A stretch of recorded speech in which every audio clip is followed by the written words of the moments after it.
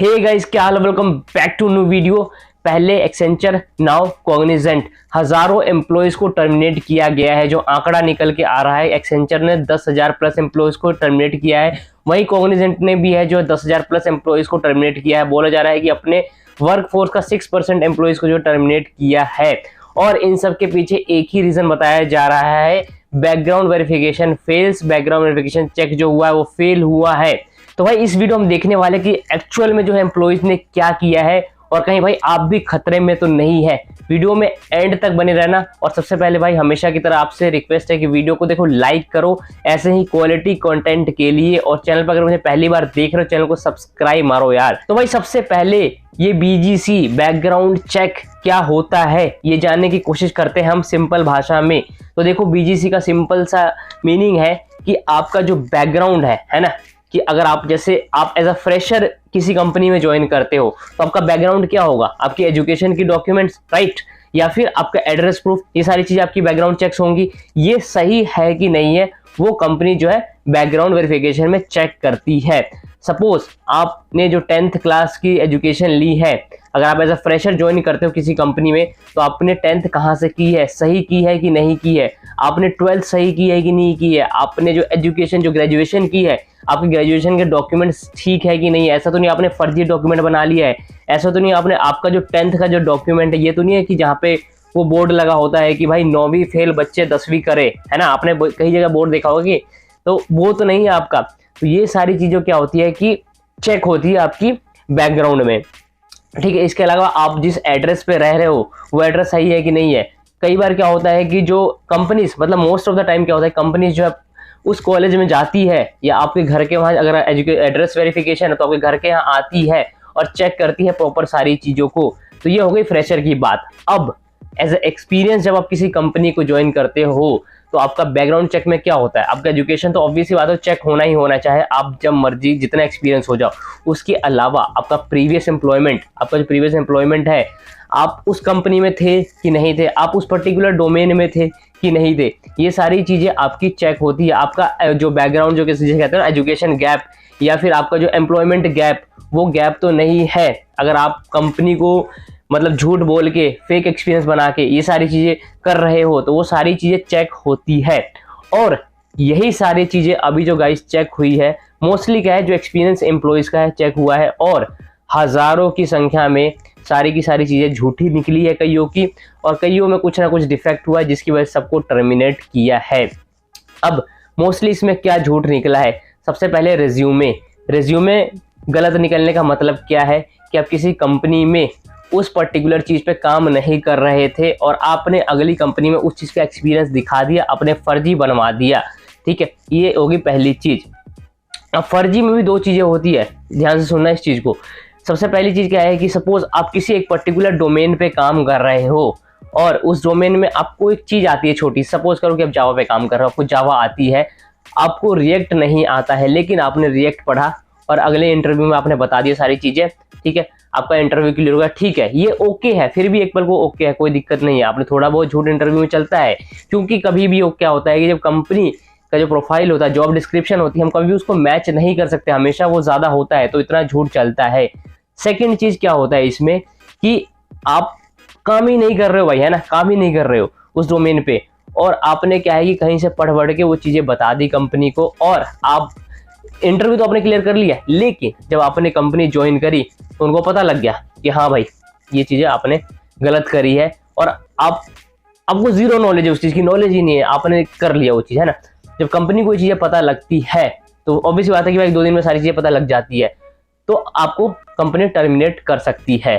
तो भाई कभी भी जो है एक्सपीरियंस बंदे का जब बैकग्राउंड वेरिफिकेशन चेक होता है तो ज्वाइनिंग के टाइम पे क्या करती है कंपनी कि आपको फॉर्म में बोलती है कि अपने प्रीवियस एम्प्लॉयर के जो मैनेजर है ना, उनका कॉन्टैक्ट देने को। तो वो लोग इस तरह से भी वेरीफाई करते हैं कि उनसे बातचीत करके कि हाँ बंदा इस डोमेन में था कि नहीं था, इस कंपनी में था कि नहीं था, उसका बिहेवियर कैसा था, ये सारी चीज़ें भी चेक होती है। सेकेंड चीज़ क्या है कि फेक जो आप अगर एक्सपीरियंस लेटर बना के दे रहे हो सपोज आपके करियर में गैप है 1-2 साल का, किसी भी रीजन से आपके करियर में गैप हो गया, ठीक है, और आप ऑब्वियसली बात है कि अगली कंपनी जो है इस चीज को एक्सेप्ट नहीं करती है कई रीजन की वजह से। करियर में गैप अगर आपके होता है 2 साल या 3 साल का, तो आप क्या करते हो, इस चीज से बचने के लिए उन 2-3 सालों के दौरान किसी कंपनी को या कहीं पैसे वैसे दे के आपने वो फेक एक्सपीरियंस ले लिया। तो अभी क्या सीन चल रहा था, अभी जो हायरिंग ऑनलाइन चल रही थी और कंपनी, भाई आपको पता है कैसी हायरिंग चल रही थी, है ना, बल्क में हायरिंग चल रही थी, अंधों की तरह हायरिंग चल रही थी, कंपनी कुछ भी चेक नहीं कर रही थी, इतनी भाई हायरिंग तेजी से चल रही थी। तो ये सारी चीजें चेक नहीं हुई है और कह सकते प्रोसेस बहुत ही फास्ट था हायरिंग का, तो ये सारी चीजें नहीं हो पाई।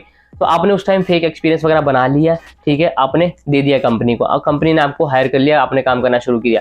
लेकिन जब आप कंपनी ज्वाइन कर लेते हो तब जाके जो रियल चीज, ये प्रोसेस जो है स्टार्ट होता है। और कई लोग यहाँ पे ये पूछें कि भाई जब हायरिंग होती है तो एम्प्लॉयज का बैकग्राउंड वेरिफिकेशन चेक उसी टाइम क्यों नहीं होता है हायर करने से पहले। तो देखो मेरे दोस्त, इसका एक रीजन सबसे बड़ा ये है कि कोई भी एम्प्लॉय जो है ना, एम्प्लॉयर, उसको श्योरिटी नहीं है कि अगला एम्प्लॉय मुझे ज्वाइन करेगा कि नहीं करेगा। ऑब्वियस ही बात है कि मैं एज ए एम्प्लॉय, अगर मेरे पास 10 ऑफर है तो मैं 9 कंपनी को मना करने वाला हूं, और 9 कंपनी मेरा बैकग्राउंड वेरिफिकेशन चेक अगर पहले ही कर लेगी तो उनका टाइम वेस्ट होगा। और मैं तो सिर्फ अपनी बात कर रहा हूँ, मेरी तरह हजारों लाखों एम्प्लॉयज होंगे जो ऐसा करते होंगे, तो ऑब्वियसली बात है उनका टाइम बचेगा इस चीज में। तो जब कंपनी में उनकी एंट्री हो जाती है, भाई श्योरिटी हो जाती है कि हाँ ये बंदा हमारे ऑफिस में ज्वाइन करेगा, हमारे ऑर्गेनाइजेशन को ज्वाइन करेगा, तब जाके जो है उनका बैकग्राउंड वेरिफिकेशन चेक होता है। तो इट टेक्स टाइम, और यही टाइम करते करते एम्प्लॉय वर्क करने लग जाता है और अचानक से खबर आती है कि हाँ भैया यू आर टर्मिनेटेड। तो मतलब अगर आपका एम्प्लॉयमेंट गैप है और आपने गैप ऑनेस्टली ना बता के ये चीज़ें कवर करने की कोशिश करी है, तो इस चीज़ में भी आपको टर्मिनेट किया गया है, या फिर जो कंपनी जो है टर्मिनेट कर रही है। तीसरी चीज़ क्या है, आपने जो है फेक डॉक्यूमेंट दिखा दिया। फेक डॉक्यूमेंट दिखाने का क्या मतलब होता है कि आपने किसी स्टार्टअप में काम किया, ठीक है, सपोज नहीं ही किया है, ठीक है, आप बैठे थे घर पे, लेकिन आपने कुछ पैसे देके, 1-2 लाख रुपए देके आपने उस कंपनी का, एक स्टार्टअप किसी कंपनी का आपने एक्सपीरियंस लेटर बनवा लिया, ठीक है, आपने सैलरी स्लिप कुछ मनचाहा बनवा लिया। अब आपने क्या किया कि उस एक्सपीरियंस लेटर से, उस सैलरी स्लिप से किसी एमएनसी में अप्लाई किया और एमएनसी में आपने सक्सेसफुली जॉब पा लिया।